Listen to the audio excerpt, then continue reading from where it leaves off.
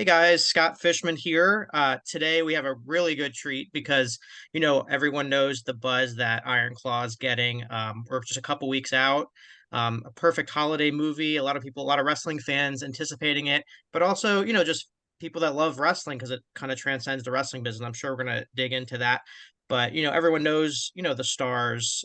But what I like to also draw attention to is the unsung heroes. When you're working on projects and things that help bring a movie to back, bring it to life, basically, especially when it's, a time period that's not current. So there's some interesting backstories, I'm sure, that comes along with it. So who better to bring on board today than costume designer Jennifer Starzyk? We also have the makeup department represented here with Elle Favorule and also the hair department, Natalie Shea Rose. Thank you guys for joining me today. I appreciate it. Oh, Thank thank you you. so much for having us. So, this is such a unique project. Professional wrestling is such a unique business and entertainment. I'm just, before we, dig into the movie itself, how much does your wrestling fandom go? Were you wrestling fans before? Talk a little bit about, if you weren't, the kind of research that you did to kind of get yourself up to speed when it comes to this movie. I can start us off. I knew nothing of the wrestling world until I worked on a show. I don't know if you're familiar. Robert Rodriguez executive produced and created a show called Lucha Underground Oh, yeah. on the El Rey Network, and I worked on that. And I had no idea what I was getting into.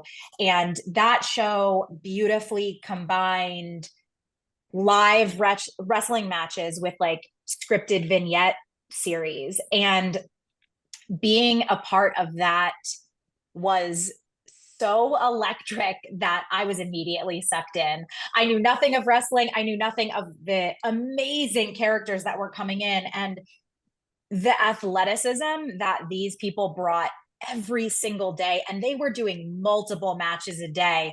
I was like, I'm in. You guys have got me hooked. And the fans surrounding that entire world, because you've got the amazing luchadors from Mexico, and then you have a lot of the worldwide stars from WWE and other organizations. So that was kind of my first foray into it, and then getting introduced on this project to the Von Erichs brought an entirely different element to the world for me, and I'm in now. That's great. Yeah, Lucha Underground definitely combines both. I think the high quality, it's such a shame that, it's still not on right now because it was such a great series.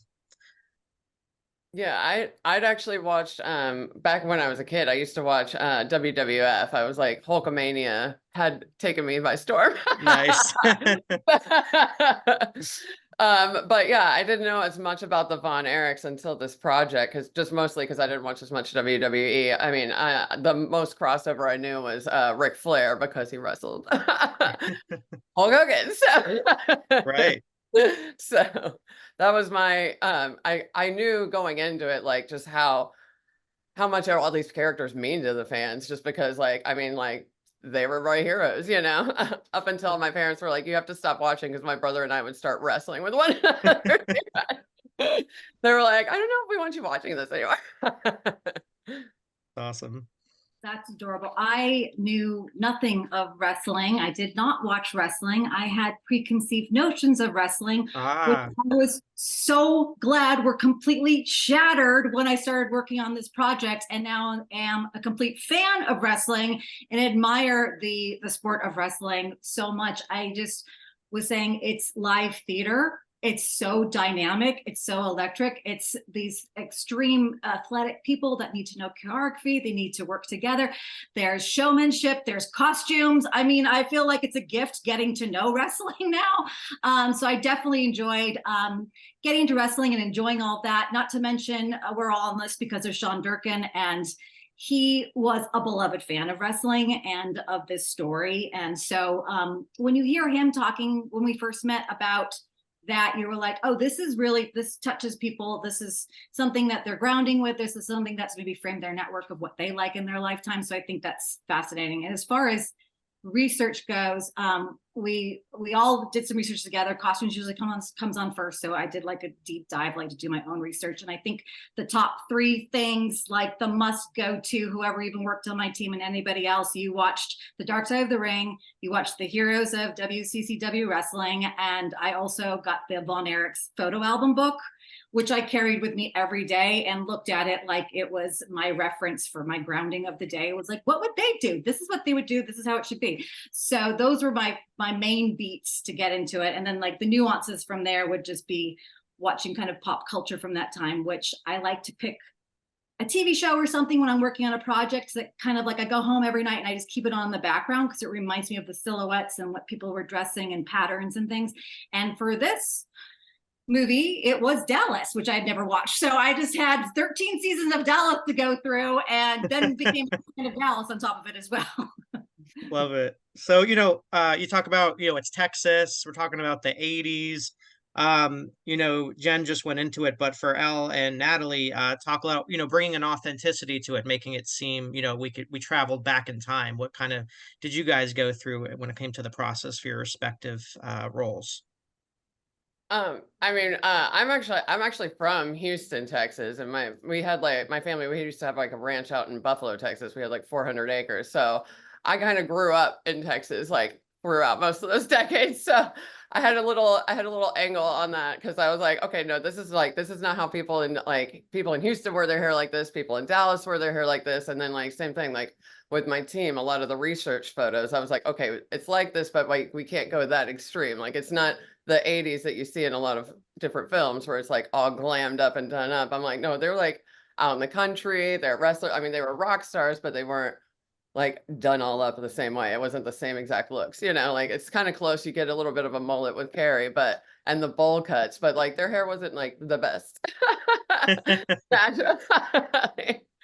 But that was part of like knowing it. Like they didn't do their hair to do their hair. Like most, like when you see a lot of the 80s portrayed or 70s, 80s portrayed, like you see people like with their hair super done up. And I was like, that's not who these characters were. So it was about keeping that authenticity to it, Right. Yeah, I mean, it's a lot of fun doing the initial research because you have a baseline. These are real people. So really getting to talk with Jen and Natalie, and especially kind of for Natalie and I, because we spanned so many years, but didn't have the ability to, because of scheduling, to give the guys a look for every year or to change their looks drastically. So we really kind of had to find this like middle ground of, okay, this is the look and we're going to age as best we can up and down from here. And, like they said, there is so much information on the internet in terms of photos, but obviously the quality of pictures back then. So for me, I'm like zooming in, like, did the guys shave their legs? Did they like, is that what's the tan situation like? And so we're really getting into like the nitty gritty of like their everyday. And it's like, no, these boys worked outside, so they were probably naturally tan. So we have to make sure that our boys look naturally tan. And, Zach and Jeremy and Harris have multiple times told the story of our camera test where Zach and Jeremy meet for the first time. Jeremy is in my chair and my key, Courtney and I are literally on the ground, full body shaving Jeremy as Zach walks in to introduce himself. And everyone just starts laughing because we're like, this is the world we're going to be in for the next few months. So like, get ready. And so that was kind of like, all right, let's do the best we can in terms of creating the real life characters. But, we might have to take some liberties here and there when we can't really see the like minutia of those details, and then we just did our best to create the worlds around each of them with the help of the actors as well. I'm hoping there was cameras around for that. We want to see the behind the scenes, maybe the Blu-ray extras or something like that. Yeah, but you know what? Actually, there might have been. You're so in the zone on those camera test days because you really are trying to get. So there very well could have been. You talked about Lucha Underground. Of course, Chavo Guerrero was a part of that show as well. I'm curious, you had Brady Pierce on set, MJF. How much of a resource were they when it came to, what you guys were doing? Because I knew Chavo prior, he was he was just he's an amazing, he's so talented and he's so amazing and he's so sweet. He was just helpful in terms of like the day to day, because like for me, our biggest thing was a lot of the boys had tattoos. So having to do tattoo cover, you know, being able to check in with Chavo, like, hey, how aggressive is this match going to get? What's the friction going to be like? Is it going to be able to stand up against, you know, a 12-minute match today that they're going to do multiple times? So Chavo was kind of my like daily resource, which was really amazing because he's so helpful. A lot of the other guys, people don't realize like our worlds, especially in the morning for us, are so separated. We're in a trailer, sometimes a 10 or 15-minute drive away from the guys who are on set helping to start, you know, choreographing the matches and where the cameras are going to land and all of that. So our worlds are kind of physically apart. So it isn't until we leave the trailers with the actors that maybe we can sneak a few questions in to double check our work or what's happening for the day. But we used Sean kind of as our lifeline and our resource and our connection for a lot of that, because he had already done so much of his own research. And I mean, at that point, kind of knew it, like he was pulling facts out of, you know, out of nowhere. So Sean really was kind of our main source, at least for me. Oh yeah, same. Yeah, Sean was super helpful with everything, like especially with spanning all the different decades and like the wigs we had, and with the limited resources, but same thing. Like we just couldn't, we didn't have the time and the schedule and everything just to have multiple looks. So he helped us narrow in like, okay, this is where I think we should go. Like, where do you think out of these options? Like, this is kind of where I think if we only have one option, like what this would be the most that we could tweak, you know? Mm-hmm. Yeah, and for us, Chavo, I definitely utilized Chavo and Brady as well, but Chavo obviously was first there. And, you know, my biggest question for him before I started was like, do they wear dance belts? Like, I didn't know if they wore anything underneath their trunks, which is, and he was like, nope. So, but he would just help us with mainly a lot of, like he taught me how to, like, they tuck in their laces because we used lace up boots, and you know, where you safely put the laces, and some things that would be safety for us as far as knowledge, and where like a knee pad should feel right on the cast as well.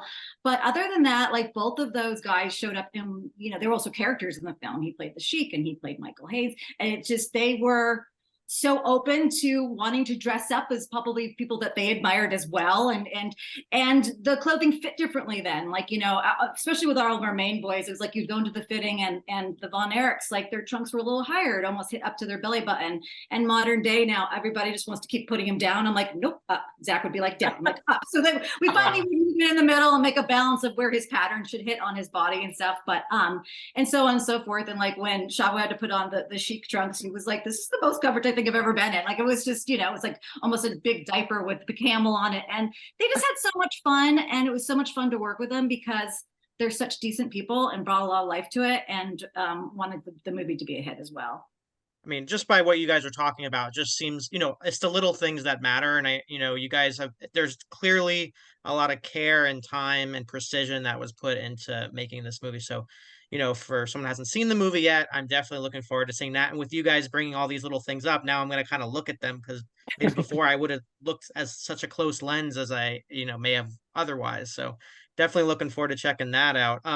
You know, a lot of people are excited to see, you know, Zac Efron, and so many other names that, you know, from Hollywood. But on the wrestling side, you know, you have MJF playing Lance Von Erich. He's, you know, you see him on AEW television. He's this larger than life figure.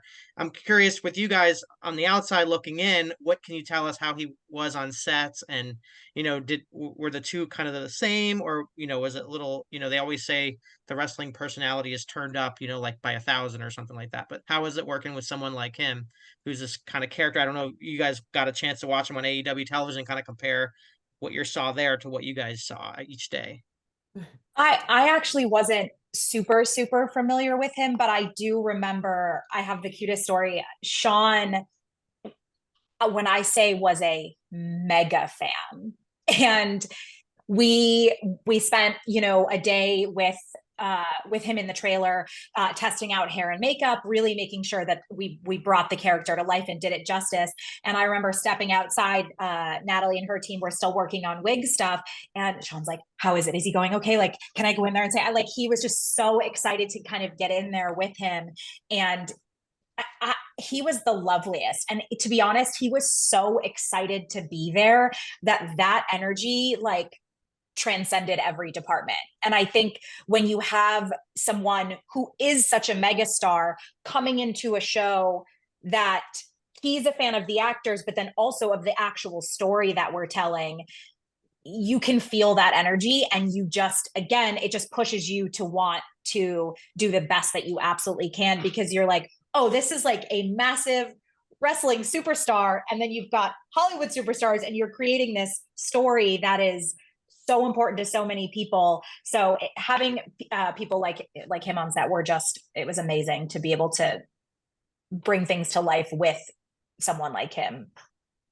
Yeah, Maxwell was a total blast. Of course, you look at it. I looked at him before, and I was like, I've got to get the answer in this Burberry scarf. Like, what's going on there? And it was just, and he had just won his title, and on the background of his belt, he had it with him, had the Burberry print in his belt, because they can customize their belts. And I was like, this is just so cool.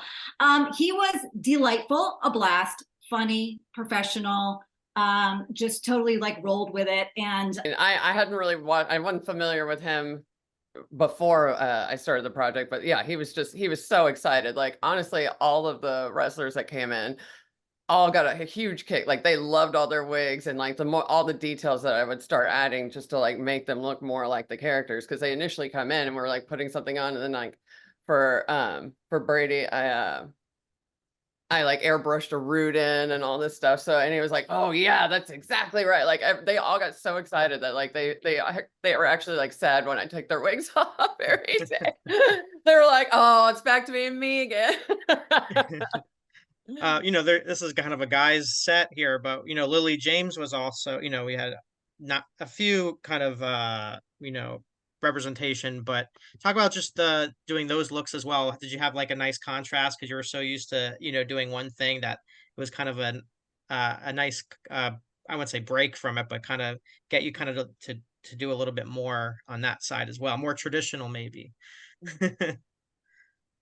Oh no, absolutely. Yeah. Yeah, the design, I mean, and we had fun designing her. I had a lot of fun designing her character, because she is so gorgeous, and like, and just as is, Lily's just absolutely stunning. But and her hair is like voluptuous and gorgeous, and so like, but then we had to like figuring out Pam and who that character was, and making sure like she was always willing to go like, okay, I don't feel like her hair would be so super done up. I don't feel like that's her character. So it was nice getting to work with her, but like, and then transcend it, like for some of the funeral scenes, like having it not be super done up, like, and like you would see like certain people will come in and be like, oh, can we make it a little prettier? But she was like, no, this is not how my character would be. I want it to look like real. So that she was a lot of fun to work with. Yeah, Lily's great. It's really nice when you have an actor or a group of actors that they want to collaborate with you, that it's not just like, this is what I want, or this is what I'm thinking. And so Lily was really wonderful to be able to bring ideas to the table and then go back and forth with her. And kind of like Natalie said, she was always willing to go there. When she ages in the film, she's like, I'm okay with wearing less makeup or no makeup at all. Like, I want this to be real, and I want it to be raw, and I want it to support the story. So working with her was a dream, because we get to take her from an 80s wedding and like date nights with Kevin to funeral scenes and coming home to take care of the kids. She kind of runs the gauntlet of looks in terms of the one of the main featured female characters. So getting to collaborate with her and really kind of create these authentic Texas looks, but real Texas, not glamour Texas, it was really fun. She was amazing to work with. Yeah, we had a blast, and it was obviously refreshing because it is a male heavy cast and story. So, and there was also Maura's Doris, but she's definitely a mother, and almost like a mother, you know, her whole life was being that mother until we see her, you know, obviously change in her life as she gets older. But Lily's character, I mean, Pam is just kind of like the grounding force in Kevin's life, and there's a true love story there. And you see, you know, he goes through so much tragedy and has to process that and work through that. So she was his rock basically the whole entire time. So for me, it was just kind of making sure she always was a bit feminine, because she did embrace that, even, and she was a vet and she was a real person, and kind of keeping her like warm and cozy in sweaters, and obviously giving some nice 80s nods in there, and just making sure she's got a couple shoulder pads here and there and some frills. And we had a blast connecting. And she also started kind of, you know, she comes up to him, she flirts with him first. So she was a little sassy in her first few scenes in the dates, and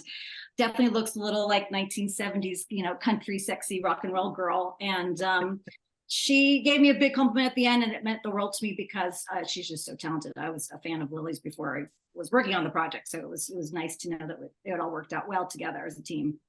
All right. And what did it mean? What is it got? You know, the movie's coming out soon. It's got to be really exciting for you to finally see the finished product out there for the masses to see. But also, you're getting a lot of buzz right now. But also, the family has also, you know, it meant a lot to them to kind of see that authenticity. Talk about Kevin and the story. You know, what's your big walk away from this experience when you look back on, you know, your time on set and what you'll take away from it? I think for me, when I read a script like that, that has such a like heavy emotional story, especially something that's real, you kind of have to walk through your day to day on set with blinders on and really be able to focus on the work, because it is very easy to get swept up in these emotional performances because they are rooted in something so real and true. And so getting to see it, I remember being in Dallas and looking at the screen, you're so easy to like nitpick your own personal work, and then these big emotional scenes come up, and that completely turns off for me, and I am focused on this film. And that, I will say, rarely happens for me in movies or TV shows that I work on, because you're so focused on what it is that you did or what you could do better next time, and this one just sucks you in. And being able to be a part of such a story that meant so much to so many people.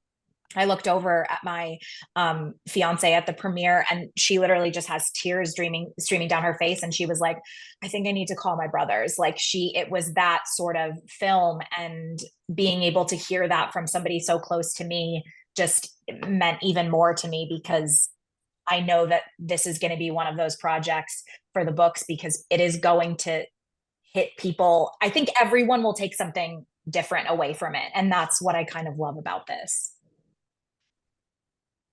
Yeah, I think that you can't help but be so touched. And even before, when you were doing the research and you were watching Kevin talk about, you know, how I was once a brother and now not anymore. I mean, it's so moving. And you just take away, because it's sort of his story, even though we still tell the story of the family, and his perseverance and his like belief in himself. I mean, he had to overcome so much. I have so much admiration for him.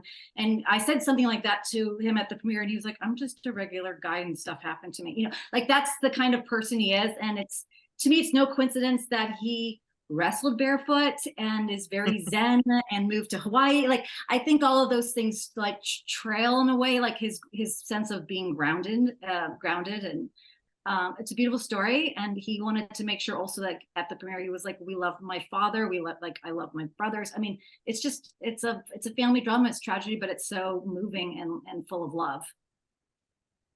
Yeah, no, absolutely. Like, I think for me, I mean, while we were shooting, Carrie's daughters came, and they all came up. They came up to me like, and we also had Kevin's sons came, and they were all like, "Oh my God, that's exactly what Dad's hair looked like," and that meant a lot to me. In the fact that I did it right, I did it justice. Like, it wasn't like, okay, that's a wig, and they look wiggy and like fake. It was like they felt like I did it justice for them, and I was like, that's all that matters to me. I wanted to do, because they had such an incredible story. I want to make sure to do it do justice to it, and like so that it wasn't distracting from the story either, you know. Yeah. Of course, December 22nd can't come soon enough. I know there'll be a limited release coming up not that long ago, December 13th, I think it is. But thank you guys so much for the time. Before we go, why don't you guys let fans know who want to follow your work, as this movie comes out. I'm sure you guys are going to be sharing some great content, whether it's social media or a project that's coming up. Why don't you just each of you kind of just share that with us? I'm mainly on Instagram at Jen Starzyk. Simple enough. All right. Yeah, and I'm on Instagram at Shears Her Hands. Love it. I am on Instagram at Elle Fave Makeup. Awesome. All right. Any other projects you guys want to let people know about, or this is kind of the focus at the moment? Yeah, this is the focus. I think we're enjoying Iron Claw right now, and it's actually very exciting to be able to just focus on this because this is such a special piece. So I think we're going to give this all we have. Awesome. I'm definitely looking forward to it. Really appreciate your insight and everything going on. So thank you so much. Congratulations, early congratulations on all the success. Happy holidays, and thanks again. I appreciate it. We hope you enjoy it. Yeah.